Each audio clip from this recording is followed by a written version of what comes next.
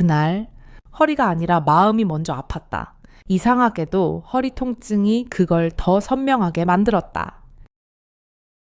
서인호는 낡은 정이난로 앞에 앉아 허리를 움켜쥐었다. 늦가을의 차가운 공기가 창문 틈새로 스며들어와 방 바닥까지 스며든 듯 서늘했다.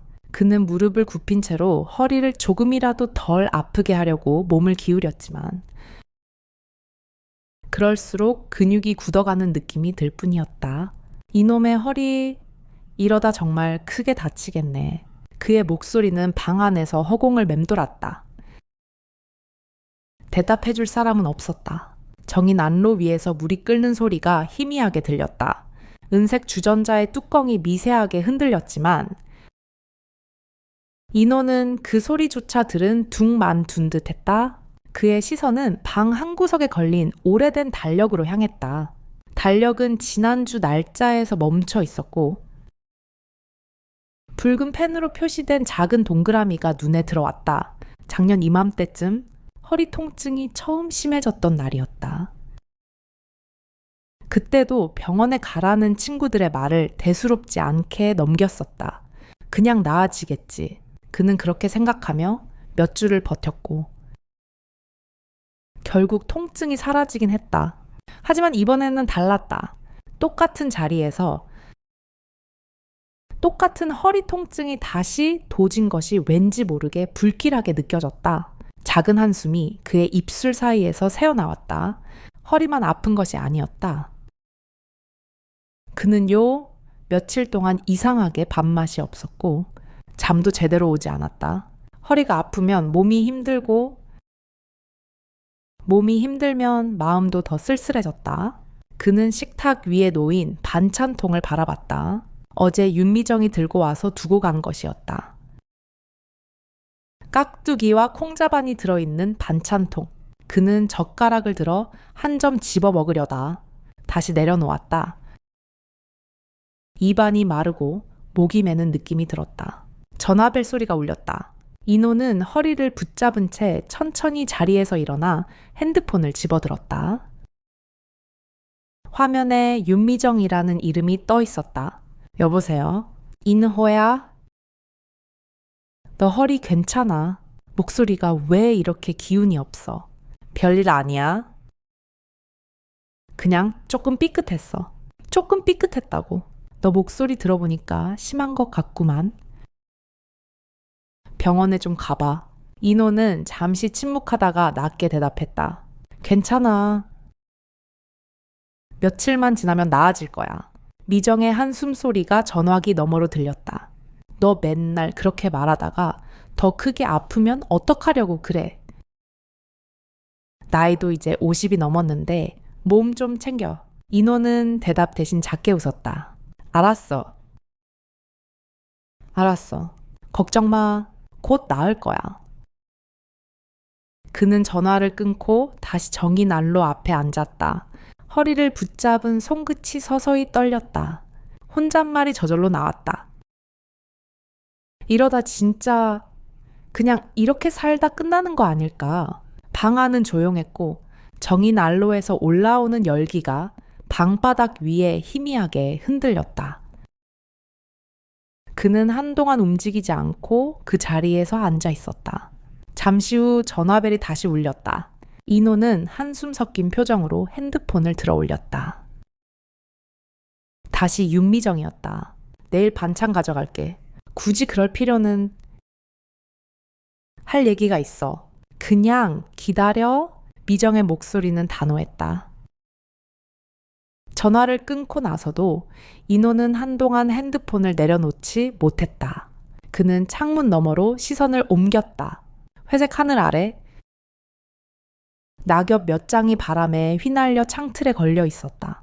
그 낙엽이 흔들리는 모습을 바라보며 그는 조용히 숨을 내쉬었다. 창문을 닫을까 하다가 그냥 두기로 했다. 차가운 공기가 방 안으로 조금씩 들어오며 바닥에 깔린 오래된 카펫을 살짝 흔들었다. 그 공기가 오히려 마음을 조금 진정시키는 듯했다. 허리는 여전히 묵직하게 아팠지만 그는 그 아픔을 참고 방바닥에 등을 기대고 앉았다.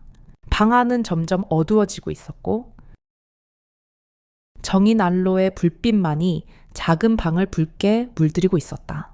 그는 여전히 창밖을 바라보고 있었다. 아무 대답도 없이. 그저 낙엽이 바람에 따라 흔들리는 모습을 가만히 지켜보았다. 아침 햇살이 희미하게 들어오는 부엌. 서인호는 허리를 펴지 못한 채 전기밥솥 앞에 서 있었다. 전기밥솥에서 김이 피어오르며 부엌 공기를 따뜻하게 적셨지만 그 따뜻함이 마음속까지 전해지진 않았다. 식탁에는 빈 의자가 하나 있었다. 늘 그 자리에 앉았던 사람은 없었고 그 빈자리는 더 이상 무언가를 기다리지 않는 듯 먼지가 앉아 있었다. 인호는 밥을 퍼서 그 자리에 습관처럼 놓았다가 이내 다시 젓가락을 옮겨 자기 앞에 둔다. 참, 내가 이걸 왜 여기에 놓았지? 그 스스로도 알 수 없는 행동이었다. 이혼 슈 몇 년 동안 그대로 두었던 의자지만 오늘따라 그 빈자리가 유난히 눈에 띄었다. 이제 진짜 나이 먹었나 보다. 그는 혼잣말을 하며 의자를 살짝 옆으로 밀었다. 허리에서 찌릿한 통증이 느껴져 얼굴이 일그러졌다. 찌푸린 얼굴로 밥숟가락을 들었지만 밥맛은 거의 느껴지지 않았다. 숟가락이 밥그릇을 2번 긁고 멈춰섰다. 현관문이 갑자기 열리는 소리가 들렸다. 인호야, 나야. 윤미정의 활기찬 목소리가 방 안으로 들어왔다.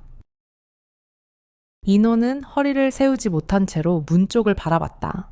아침부터 웬일이야. 미정은 봉지 2개를 들고 들어오며 식탁 위에 반찬을 늘어놓았다. 네가 이런 걸 챙겨 먹을 리 없잖아. 김치도 거의 다 떨어졌을 것 같고 그녀는 인호의 얼굴을 보고 고개를 저었다. 야, 얼굴이 왜 이렇게 상했어? 너 허리 심각한 거 아니야? 별거 아니야. 며칠 지나면 괜찮아질 거야. 매번 그 소리야. 이젠 좀 지겨워. 미정은 허리를 구부린 인호를 한번 훑어보고는 한숨을 쉬었다. 이러다 더 크게 다치면 너 혼자 어쩔 건데. 인호는 고개를 숙였다. 괜찮다니까. 괜찮긴 뭐가 괜찮아. 미정이 한 손으로 허리를 짚은 채 단호하게 말을 이었다. 너 우리 동네 한은주 씨 알아? 그 사람 손맛이 정말 좋아. 허리 아픈 사람들 다 거기 간다니까. 인호는 고개를 들지 않고 미정의 얼굴을 흘끗 봤다. 마사지 같은 거 얘기하는 거야. 난 그런데 처음이야. 어색해. 어색하긴 뭐가 어색해. 그냥 치료받는 거야. 미정은 반찬통 뚜껑을 열어놓으며 낮은 목소리로 말을 이었다. 은주 씨는 하루에 2사람밖에 안 받아. 그러니까 허리 심각한 사람만 간다는 얘기야. 나도 전에 어깨 아플 때 갔었는데 정말 시원했어. 인호는 숟가락을 내려놓았다. 그래도 모르겠네. 네가 이럴 줄 알았다. 미정은 작은 메모지를 꺼내 식탁 위에 놓았다. 번호 적어왔어. 이거 저장해? 인호는 메모지를 바라보았다. 그 작은 종이에 적힌 글씨가 이상하게 무겁게 느껴졌다. 미정가? 이거 진짜 괜찮은 거 맞지? 너는 왜 이렇게 의심이 많니? 내가 허투루 소개하는 사람으로 보여. 잠시 정적이 흘렀다. 미정이 다시 입을 열었다. 너 혼자 참다간 더 큰일 나. 이제는 누군가 손 좀 빌려야 돼. 그녀의 목소리는 다정하면서도 단호했다. 인호는 아무 대답도 하지 못한 채 고개를 끄덕였다. 미정은 가벼운 한숨과 함께 봉지를 정리하고 일어섰다. 나는 간다. 이거 꼭 전화해. 내일 다시 물어볼 거니까. 현관문이 닫히고 난 후 방 안은 다시 조용해졌다. 인호는 식탁 위에 놓인 메모지를 한참 동안 바라봤다. 메모지에는 한은주의 이름과 전화번호가 단정하게 적혀 있었다. 그는 핸드폰을 꺼내 메모지를 손에 쥔 채 저장할까 말까를 고민했다. 손가락이 화면 위에서 멈춘 채 움직이지 않았다. 창밖에서는 아이들이 학교 가는 발소리가 들렸다. 좁은 골목길을 달려가는 발소리가 점점 멀어졌다. 인호는 여전히 핸드폰을 든 채로 있었다. 손가락 끝이 아주 천천히 저장 버튼으로 내려가려다가 멈췄다. 내가 이걸 정말 해야 하나? 핸드폰 화면에 빛이 꺼지고 방 안은 조용해졌다. 그는 여전히 메모지를 바라보았다. 초인종 앞에서 서성이는 서인호의 손끝이 살짝 떨렸다. 허리는 여전히 묵직하게 아팠지만 이상하게도 아픈 것보다 초인종을 누를까 말까 망설이는 이 순간이 더 불편했다. 작은 메모지가 붙어있는 문 앞. 예약 고객만 방문이라는 단정한 글씨가 유난히 또렷해 보였다. 그는 속으로 미정의 말을 떠올렸다. 너도 이젠 누군가 손 좀 빌려야 돼. 그 목소리가 희미하게 귓가를 울렸다. 인호는 작은 한숨을 내쉬며 초인종 위에 손가락을 올렸다가 다시 내렸다. 마음속에서 빌려도 되는 걸까? 라는 생각이 흘러나왔다. 잠깐의 침묵 끝에 그는 결국 초인종을 눌렀다. 짧은 소리가 울리고 문이 열렸다. 서인호 씨죠? 들어오세요. 차분하고 낮은 목소리가 들렸다. 문틈에서 한은주가 고개를 내밀고 있었다. 깔끔한 단발머리와 흰 가운. 그리고 화장기 거의 없는 얼굴. 하지만 그녀의 표정엔 따뜻한 여유가 묻어 있었다. 인호는 고개를 살짝 숙이며 안으로 들어섰다. 실내에는 은은한 약자의 냄새가 풍겼고 작은 스피커에서 잔잔한 클래식 음악이 흘러나왔다. 나무로 된 선반 위에는 병과 오일병들이 가지런히 놓여 있었고 벽에는 누렇게 바랜 인체 구조도가 붙어 있었다. 앉으세요. 허리 많이 불편하시죠? 은주가 의자 하나를 가리켰다. 인호는 조심스럽게 의자에 앉으며 작게 대답했다. 네, 이틀 전부터 좀 심해졌어요. 은주는 인호의 걸음을 유심히 보더니 고개를 끄덕였다. 허리 왼쪽이 더 아프시죠? 걷는 모습이 그래요. 인호는 놀란 표정으로 그녀를 바라봤다. 어떻게 아셨어요? 그건 전문가 눈에는 다 보이죠. 은주는 부드럽게 웃으며 말했다. 조용한 방 안에 클래식 음악이 낮게 깔려 있었다. 은주는 작은 가운을 내밀며 말했다. 저쪽 방으로 가서 갈아입으세요. 속옷은 그대로 두시고 이 가운만 입으시면 돼요. 인호는 짧게 고개를 끄덕이며 작은 방으로 들어갔다. 허리를 구부린 채 옷을 벗어 가운으로 갈아입으면서도 어색함이 목 끝까지 차올랐다. 하지만 이대로 아픈 허리를 방치할 수 없다는 생각이 더 컸다. 준비되셨어요. 네, 인호가 대답하자 은주가 방으로 들어왔다.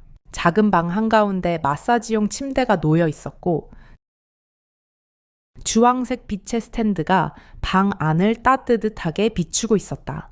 엎드려 주세요. 먼저 허리 근육부터 볼게요. 인호는 천천히 침대 위에 엎드렸다.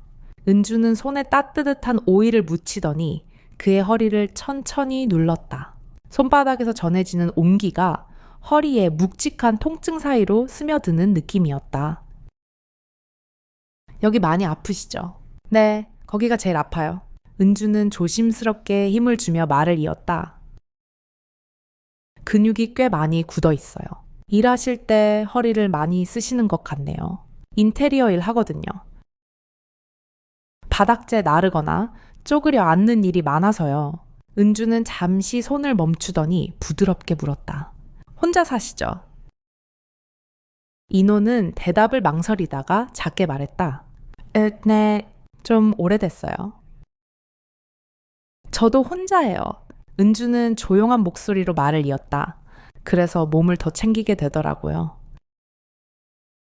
혼자 있으면 아프면 참다가 더 크게 다치는 경우가 많거든요. 그 말에 인호는 잠시 입을 다물었다. 허리를 풀어주는 그녀의 손길이 조금 더 깊게 들어오자 그는 자신도 모르게 낮은 숨을 내쉬었다. 손끝에서 전해지는 따뜻함은 단순히 통증을 풀어주는 것 이상이었다. 마사지를 자주 받으신 적은 없으시죠? 네, 이런 건 처음이에요. 그러실 줄 알았어요. 근육이 너무 굳어 있어요. 한 번으로는 완전히 나아지지 않아요. 며칠 더 오셔야 해요. 은주는 다시 천천히 그의 허리를 문질렀다. 음악 소리와 은주의 차분한 호흡, 그리고 손바닥의 온기가 방 안을 가득 채웠다. 인호는 조용히 눈을 감았다. 오랜 시간 동안 누군가에게 이렇게 손길을 맡긴 적이 없었다는 사실이 문득 마음을 울렸다. 마사지를 마친 후 은주는 수건으로 오일을 닦아주며 말했다. 일어나셔도 됩니다. 많이 시원해지셨을 거예요. 인호는 천천히 몸을 일으켜 앉았다. 허리가 덜 아픈 것보다 마음이 조금 풀린 듯했다. 정말 좀 나아진 것 같네요. 은주는 미소를 지으며 말했다. 다행이에요. 하지만 한 번으로는 부족해요. 며칠 더 받으셔야 해요. 인호는 그녀의 얼굴을 바라보다가 천천히 고개를 끄덕였다. 네, 그럴게요. 그는 옷을 갈아입고 샵을 나서며 문득 어깨가 조금 덜 무겁다는 것을 느꼈다. 허리만이 아니라 마음속에 오래 붙잡혀 있던 무언가가 조금 풀린 듯했다. 돌아가는 길. 골목길을 걷던 인호는 스스로도 알 수 없는 미묘한 미소를 지었다. 걸음이 조금 덜 무거웠다. 늦가을 비가 부슬부슬 내리는 저녁.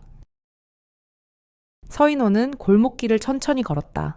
빗방울이 낡은 연립주택의 벽면을 타고 흘러내렸고 회색빛이 깔린 골목은 낮보다 더 적막했다. 허리 통증은 많이 나아졌지만 묘하게 마음 한구석이 허전했다. 발걸음을 옮기면서 그는 지난번 은주의 손길을 떠올렸다. 며칠 더 오셔야 해요. 그녀의 목소리는 부드러웠지만 마지막 순간 살짝 망설이던 표정이 자꾸 머릿속을 떠나지 않았다. 그날 그녀의 손이 잠깐 멈추었던 순간이 이상하게 마음에 남았다. 인호는 주머니 속에서 핸드폰을 꺼내 한은주의 번호를 눌렀다. 작은 신호음이 3번 울린 뒤 차가운 기계음이 흘러나왔다. 현재 전화를 받을 수 없습니다. 그는 핸드폰을 귀에서 떼지 못한 채 잠시 서 있었다. 빗방울이 어깨에 떨어졌지만 그 차가움조차 느껴지지 않았다. 혹시 내가 뭘 잘못한 걸까? 낮게 내뱉은 목소리가 비 내리는 소리 속으로 흩어졌다. 결국 그는 골목을 돌고 돌아 은주의 샵 앞에 섰다. 샵의 창문은 깜깜했고 작은 메모지에는 물기가 스며들어 글씨가 번져 있었다. 우편함에는 젖은 우편물이 겹겹이 쌓여 있었고 바람에 한두 장이 살짝 흔들리고 있었다. 초인종을 2번 눌렀지만 대답은 없었다. 비에 젖은 전단지만 흔들렸다. 인호는 잠시 서 있다가 돌아섰다. 그는 문 앞에 서 있다가 결국 계단에 앉아 허리를 감싼 채 한숨을 내쉬었다. 왜 이렇게 바보 같지? 그 말은 자기 자신을 향한 것이었다. 잠깐 동안 그는 눈을 감고 앉아 있었다. 머릿속에서 은주의 모습이 자꾸 떠올랐다. 치료받던 그날. 그녀의 손에서 느껴지던 따뜻함과 조용히 웃던 얼굴이 다시 생생하게 떠올랐다. 허리가 아니라 마음이 그 손길을 기억하고 있었다. 비가 점점 굵어지기 시작했다. 젖은 공기가 옷깃으로 스며들자 그는 자리에서 일어섰다. 다시 샵의 초인종을 눌러볼까 고민했지만 그저 우편함 위에 떨어져 있는 물기, 묻은 전단지를 가만히 쳐다보다가 돌아섰다. 집으로 돌아가는 길. 인호는 몇 번이고 핸드폰을 꺼내 들었다가 다시 주머니에 넣었다. 걸음을 멈춘 채 잠깐 서서 핸드폰 화면을 들여다보다가 화면이 꺼지자 작은 한숨을 내쉬었다. 집에 도착했을 때 방 안 공기는 평소보다 더 축축하게 느껴졌다. 라면을 끓여 먹으려 주방으로 갔지만 냄비에 물을 붓는 손이 잠시 멈췄다. 문득 젖은 비옷을 벗으며 속으로 중얼거렸다. 그날 내가 뭘 잘못했을까? 괜히 마음이 앞섰던 걸까? 그는 라면이 끓는 동안 식탁 위에 놓인 메모지를 꺼내 다시 바라봤다. 한은주의 이름과 번호가 적힌 그 종이는 가장자리부터 살짝 구겨져 있었다. 젖은 우편물처럼 오래 방치된 무언가 같았다. 젓가락을 들었지만 라면은 거의 식어 있었다. 인호는 숟가락을 내려놓고 방 한가운데 앉아 메모지를 손에 쥔 채 한참 동안 움직이지 않았다. 창문 너머로 빗소리가 여전히 들려왔다. 골목길을 달리던 아이들의 웃음소리는 이미 사라졌고 방 안엔 정이난로의 미약한 소리만 맴돌았다. 다시 연락이 올까? 아니면 이게 끝일까? 그의 목소리는 거의 들리지 않을 만큼 낮았다. 밤이 깊어가면서도 그는 핸드폰을 손에서 놓지 못했다. 메모지를 손에 쥔 채 빗소리만이 방 안을 채우고 있었다. 다시 연락이 올까? 아니면 이게 끝일까? 라는 속삭임과 함께 빗소리만 방 안에 울린다. 맑게 개인 오전, 서인호의 핸드폰이 책상 위에서 진동했다. 모르는 번호가 화면에 떴지만 왠지 모르게 가슴이 두근거렸다. 그는 잠시 숨을 고른 뒤 전화를 받았다. 여보세요. 짧은 침묵 후 쉰 듯한 여자 목소리가 들려왔다. 저예요.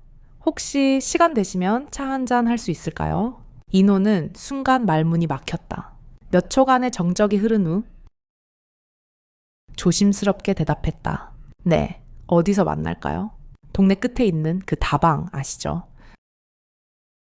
거기서 1시간 후에 뵐게요. 통화가 끝나자 그는 핸드폰을 내려놓고 한동안 움직이지 않았다. 가슴이 빠르게 뛰었고 손끝이 미세하게 떨렸다. 은주의 목소리는 전보다 힘이 없었지만 여전히 따뜻함이 묻어 있었다. 다방에 도착했을 때 은주는 창가에 앉아 있었다. 오래된 나무 의자에 기대 앉은 그녀는 작은 커피 잔을 두 손으로 감싼 채 창밖을 바라보고 있었다. 눈갠 피곤함이 묻어 있었고 얼굴이 전보다 야위어 보였다. 인호가 다가가자 은주가 고개를 들었다. 오셨어요. 네, 괜찮으세요? 그는 자리에 앉으며 조심스럽게 물었다. 은주는 고개를 살짝 숙인 채 낮은 목소리로 대답했다. 죄송해요. 갑자기 연락도 못 드리고. 괜찮아요. 그냥 걱정 많이 했습니다. 짧은 정적이 흘렀다. 작은 다방에는 클래식 음악이 낮게 깔려 있었고 커튼 사이로 햇살이 스며들어 먼지가 반짝이고 있었다. 은주가 한숨을 내쉬며 말을 이었다. 손목이 너무 아팠어요. 병원에 다녀야 했거든요. 그리고 그녀는 말을 잠시 멈추었다. 사실은 무서웠어요. 무서웠다고요. 네. 제가 너무 마음이 갔던 게 혹시 실수일까 봐 도망쳤어요. 인호는 잠시 말을 잇지 못하고 은주를 바라보았다. 그녀의 눈가가 살짝 붉어져 있었다. 저도 매일 생각했습니다. 인호는 낮은 목소리로 조심스럽게 말했다. 허리보다 마음이 더 아팠어요. 은주는 고개를 들었다. 그 눈빛에 미안함과 안도가 섞여 있었다. 이 나이에 이런 얘기를 하게 될 줄 몰랐어요. 저도요. 인호는 고개를 끄덕였다. 하지만 후회하지 않습니다. 둘 사이에 조용한 시간이 흘렀다. 커피잔에서 김이 천천히 오르고 있었고 테이블 위에 비친 햇빛이 두 사람의 손등을 부드럽게 비추었다. 인호는 망설이다가 조심스럽게 손을 내밀었다.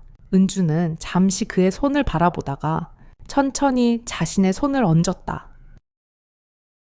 그녀의 손은 차가웠지만 잡히는 순간 작은 온기가 스며들었다. 은주는 손을 놓지 않았다.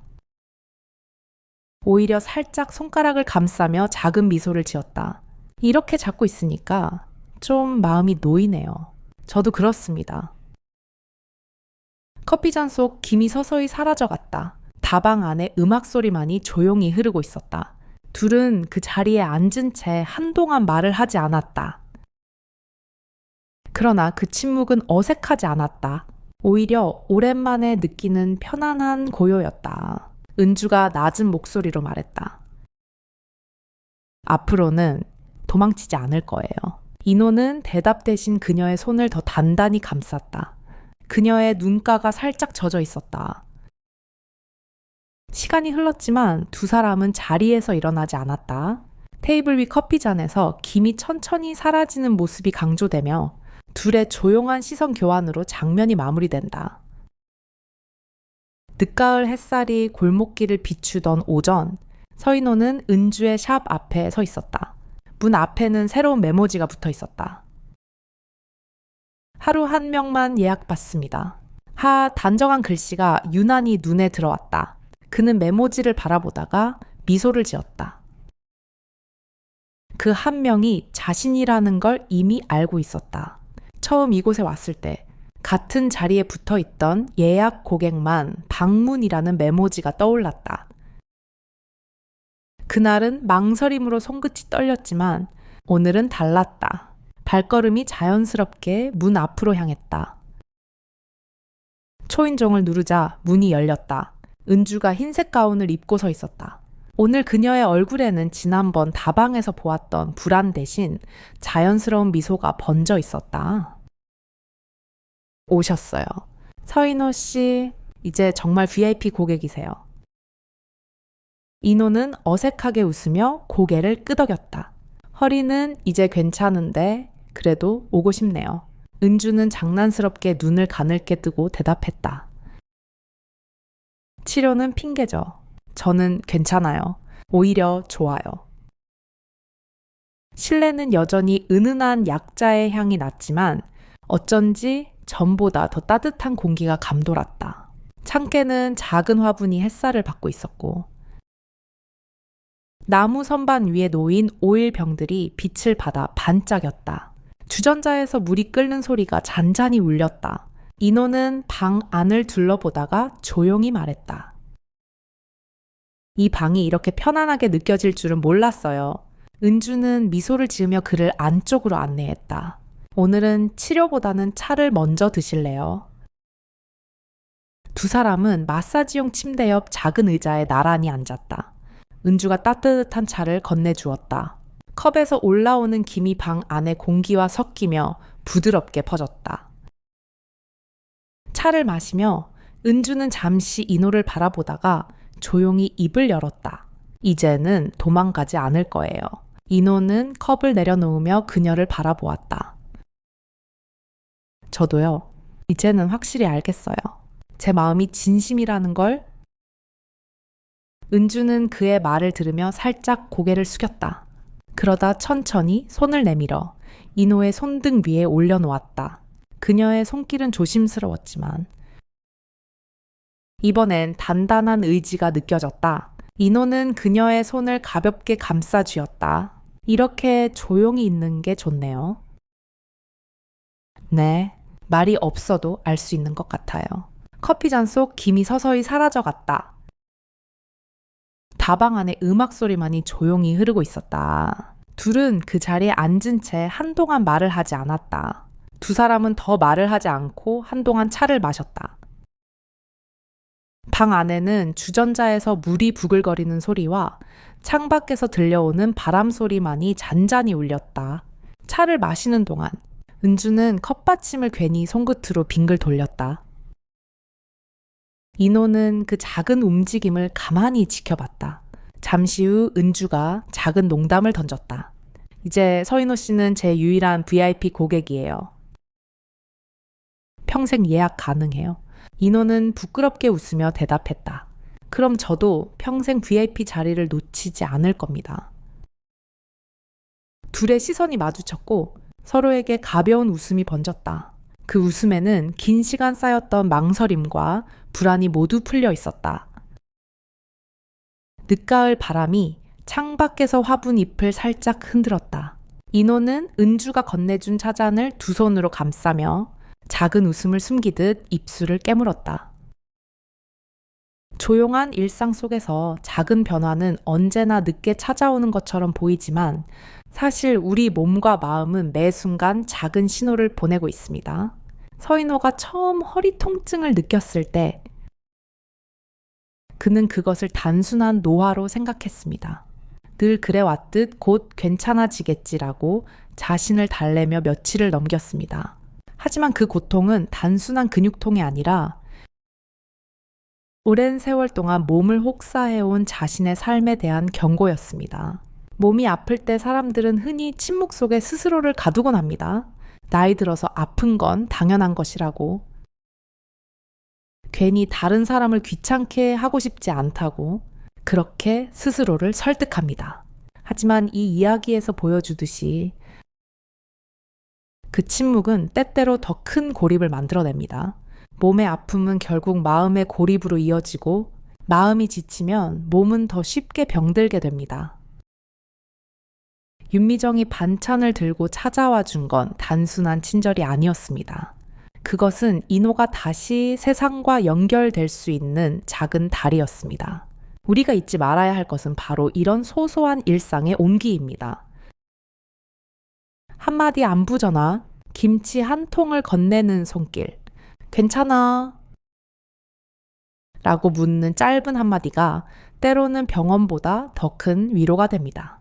한은주의 손길은 단순한 치료가 아니었습니다. 그것은 인호가 오랜 시간 잊고 지냈던 인간적인 접촉의 따뜻함이었습니다. 허리를 풀어주는 동안 그의 굳어있던 마음도 서서히 풀렸습니다. 우리는 종종 육체적인 치료를 받으러 가면서도 그 과정에서 마음의 치료까지 함께 받게 됩니다. 은주의 조심스러운 손길과 차분한 대화는 인호에게 다시 한번 함께 살아가는 기분을 알려주었습니다. 사람과 사람 사이의 진심은 이렇게 작은 순간에 스며듭니다.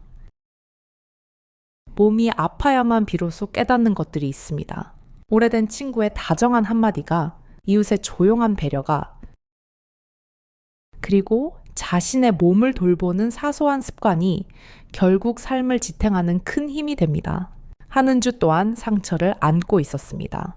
손목의 통증은 단순한 신체적인 고통이 아니었습니다.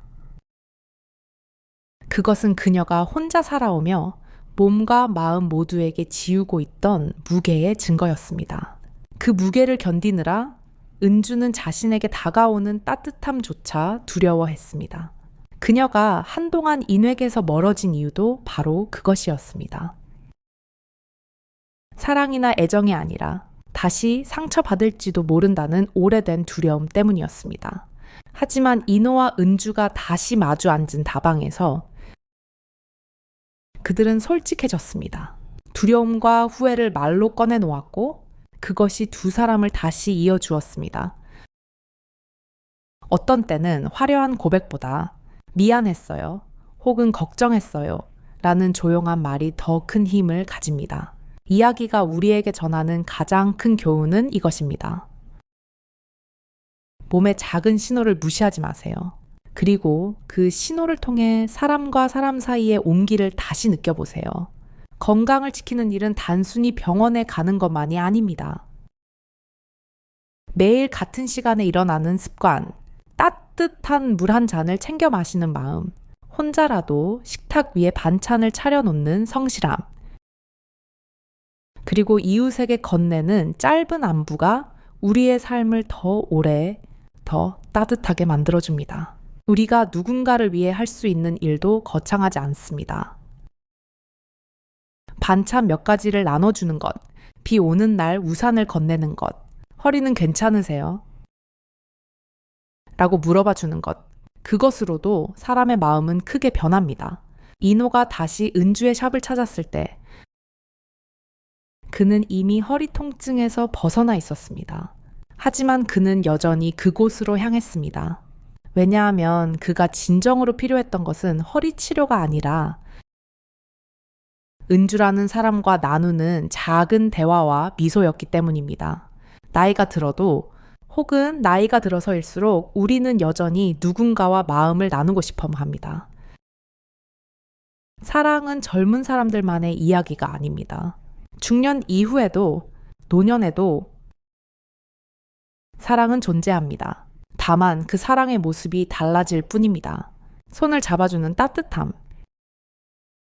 같은 공간에서 차를 마시는 평온함, 같은 방향을 바라보며 웃는 순간이 사랑이 됩니다. 우리는 몸이 아플 때 비로소 깨닫습니다.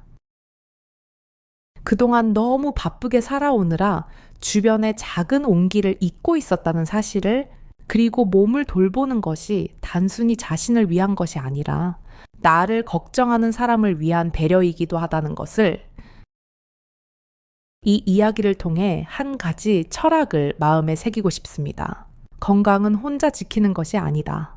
건강한 마음과 몸은 결국 함께 살아가는 사람들의 온기 속에서 자란다.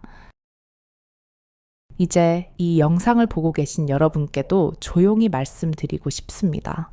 혹시 주변에 몸이 아픈 분이 있다면, 혹은 혼자 사는 이웃이 있다면, 오늘 작은 인사를 전해보세요. 괜찮으세요? 라는 한마디가 그들에게는 큰 위로가 될 수 있습니다. 그리고 스스로에게도 물어보세요. 내 몸은 괜찮은가요? 내 마음은 괜찮은가요? 시청해 주셔서 감사합니다. 이 긴 이야기를 끝까지 들어주신 여러분께 진심으로 고마운 마음을 전합니다. 이 이야기가 조금이라도 마음을 따뜻하게 했다면 그냥 조용히 미소 지어주셔도 좋습니다. 혹시 이 이야기가 마음에 남았다면 좋아요나 구독으로 응원해 주시면 앞으로 더 많은 따뜻한 이야기를 전하는 데 큰 힘이 될 거예요. 그리고 댓글로 굳이 긴 글을 남기지 않으셔도 됩니다. 그저 이 이야기가 마음에 닿았다면 숫자 1 하나만 남겨주세요. 그 작은 숫자가 저희에게는 큰 격려가 됩니다. 오늘도 건강한 하루, 그리고 따뜻한 마음으로 지내시길 바랍니다.